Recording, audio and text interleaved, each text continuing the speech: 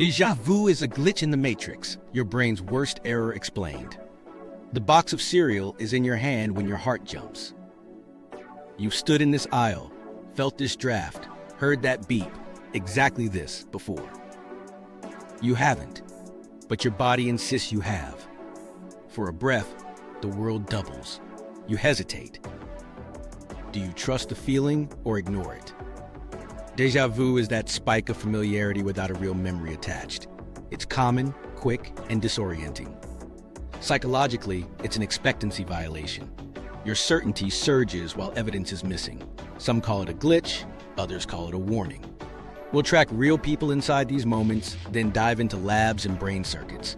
Is it timing, memory echo, predictive coding gone off script? Let's test the feeling.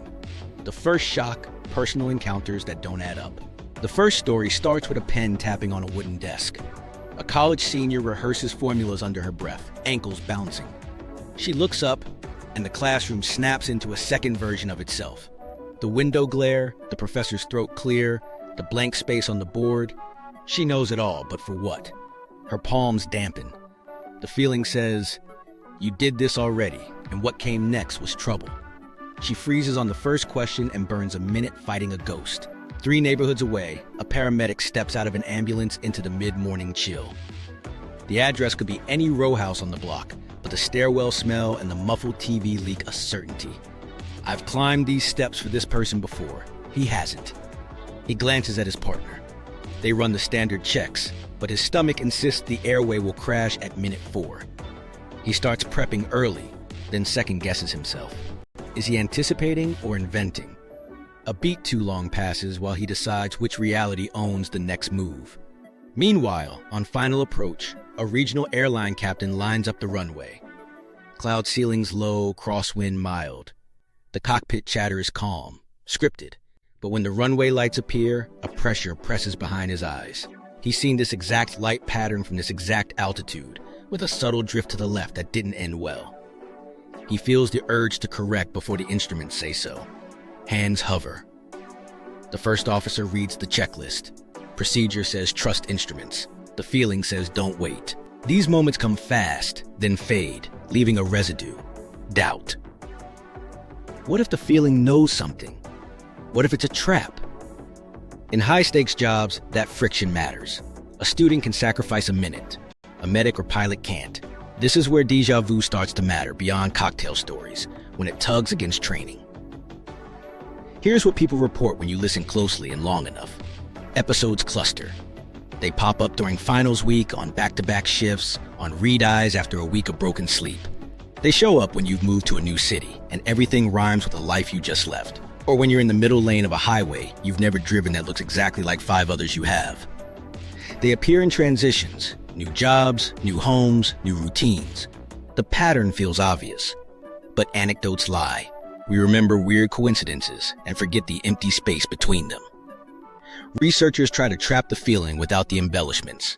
In diaries, people log quick flashes, 5-10 seconds, rarely more. The intensity varies. Most feel a clean snap of familiarity.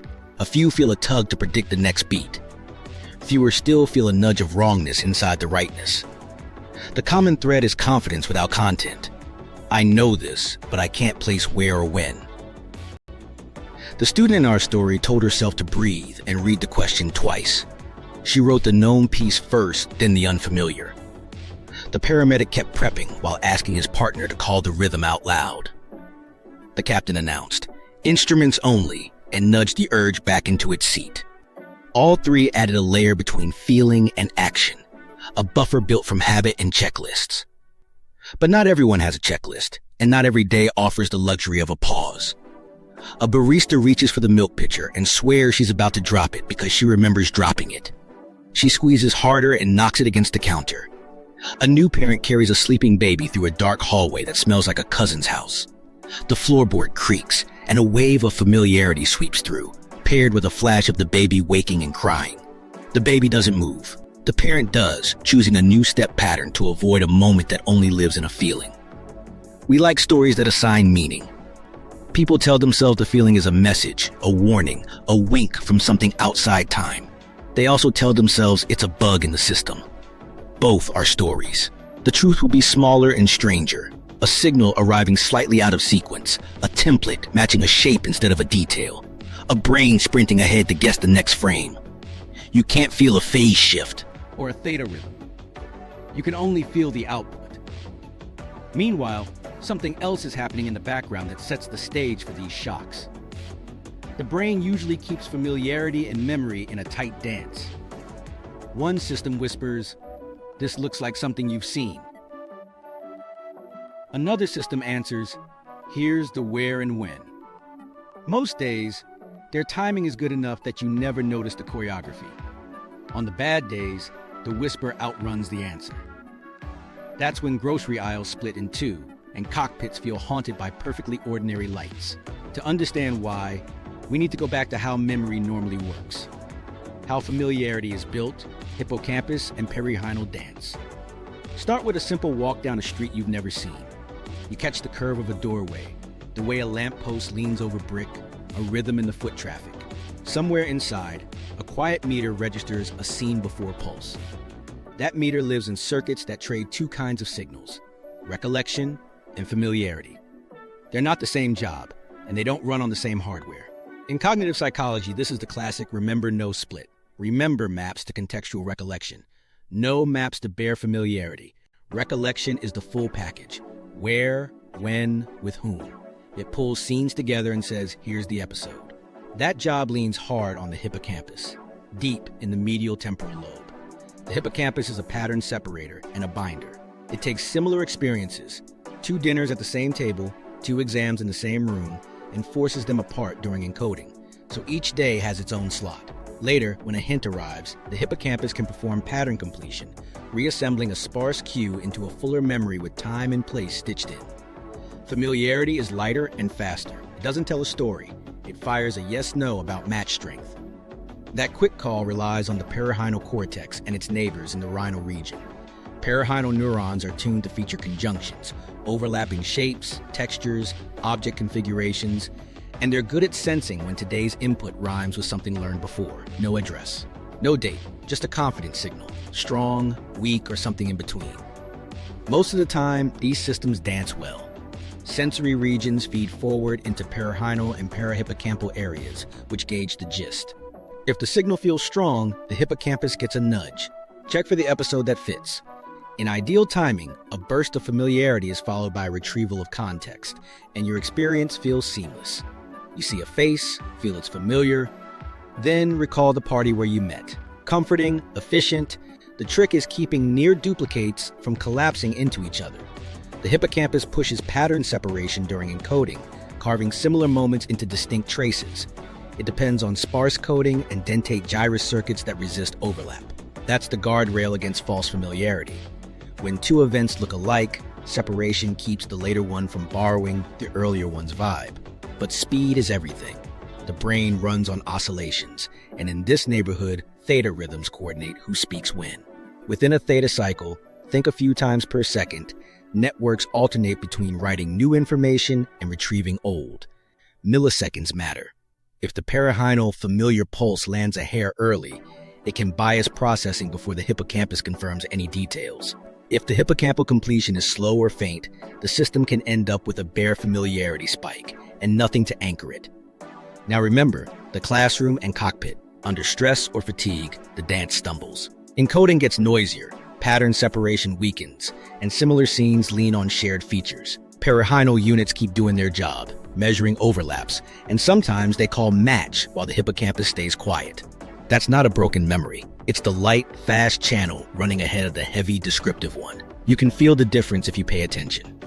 A true recollection arrives with specifics. The chipped mug, the rainy night, what someone said. Familiarity hits like a face in a crowd. You know the answer exists, but you can't name it yet. In labs, people show high confidence for familiarity-based recognition, even when they can't produce details. Tasks that separate know from remember capture that split. The perirhinal system supports the know. The hippocampus supports the remember. There's a trade-off built into this architecture.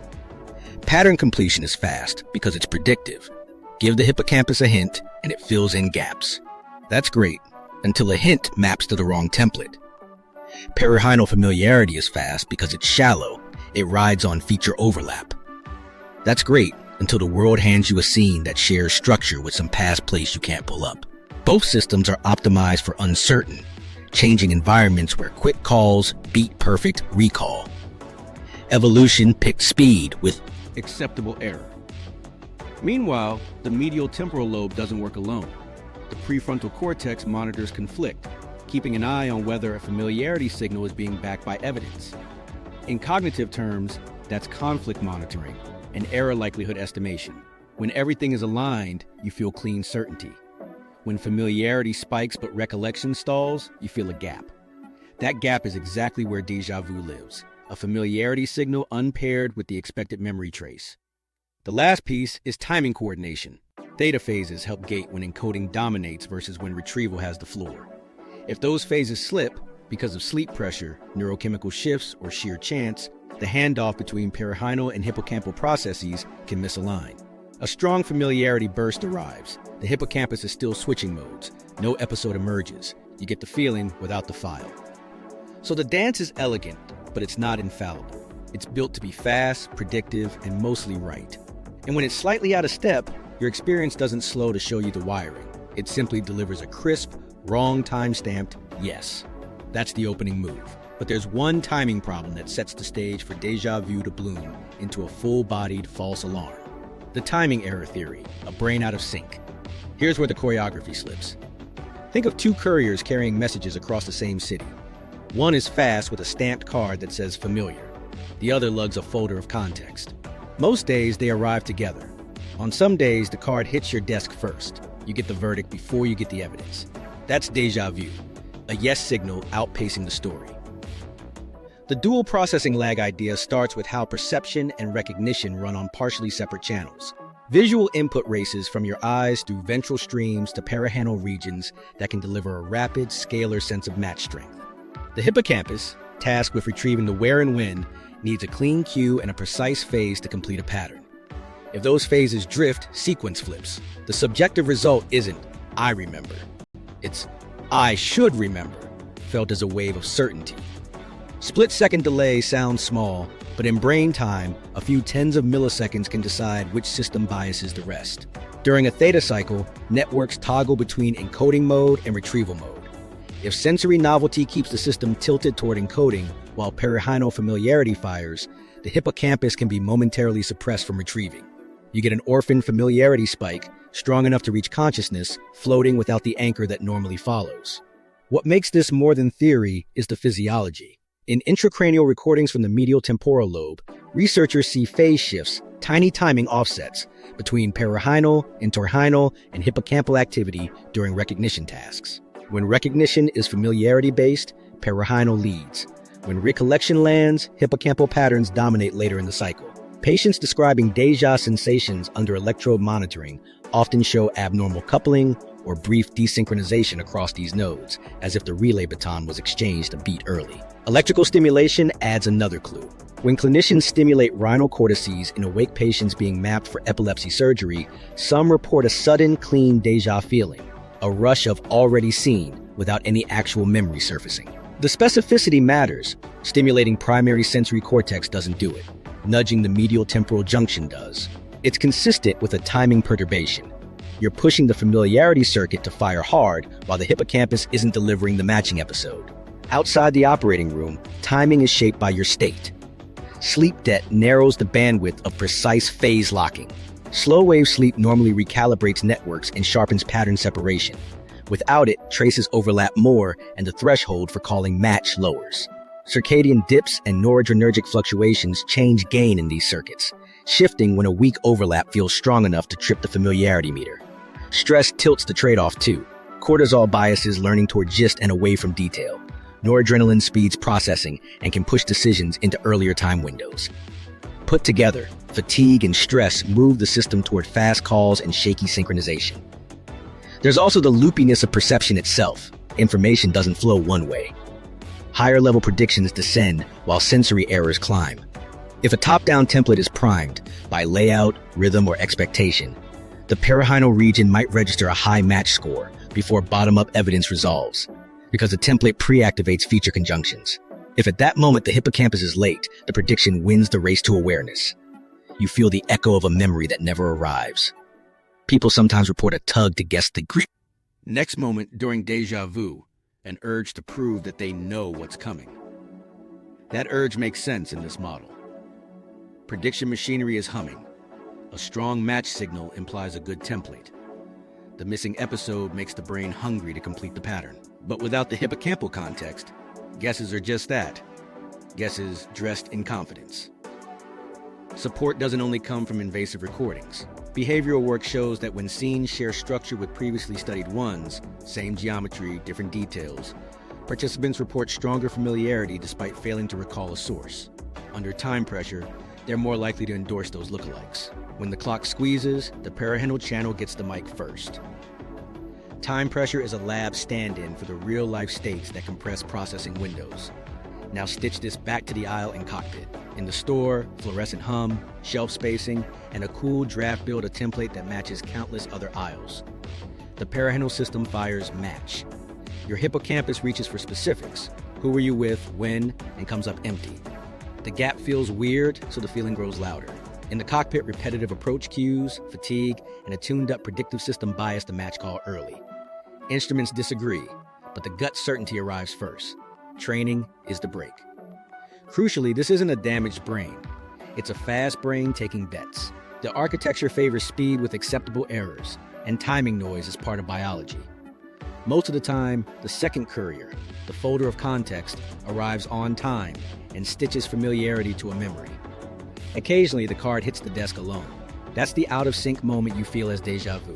A perfectly normal system misaligned by a hair, urging a conclusion a fraction too soon. Meanwhile, another lab found a way to nudge that feeling on command. Induced déjà vu, when scientists push the button. While that timing slip plays out in everyday life, clinicians found a way to spotlight it in the most direct way possible. They asked awake patients to describe what they felt as small pulses of current tickled the brain's familiarity hubs. These weren't casual volunteers. They were people with drug-resistant temporal lobe epilepsy in hospitals for invasive monitoring before surgery. Electrodes sat on and inside the medial temporal lobe, mapping borders between healthy tissue and seizure onset zones. During mapping, neurosurgeons stimulate tiny patches and ask, "What do you feel?" Sometimes the answer lands like a bell. This is déjà vu. Not everywhere produces that response. Stimulate primary visual cortex, you might get flashes of light. Somatosensory cortex, tingling. But when current hits the rhinal cortices, the perirhinal or entorhinal territories, patients often report a sudden, clean surge of familiarity, unmoored from any specific memory. They don't recall a day or a place. They feel the right now has already happened. This is the lab's closest move to pushing the button marked déjà vu. The specificity is the point. You're not jolting raw sensation. You're nudging a recognition circuit. And the subjective output matches the theory, familiarity without recollection. Intracranial EEG adds texture. When patients naturally slip into a déjà sensation during monitoring, perirhinal and entorhinal signals ramp, and hippocampal patterns don't reliably complete an episode. Coupling between these nodes looks altered for a beat. Phase relationships stretch or shift. It's the choreography problem, caught in the act. In some recordings, induced or spontaneous, déjà coincides with high-frequency activity in rhinal sites that predict recognition judgments.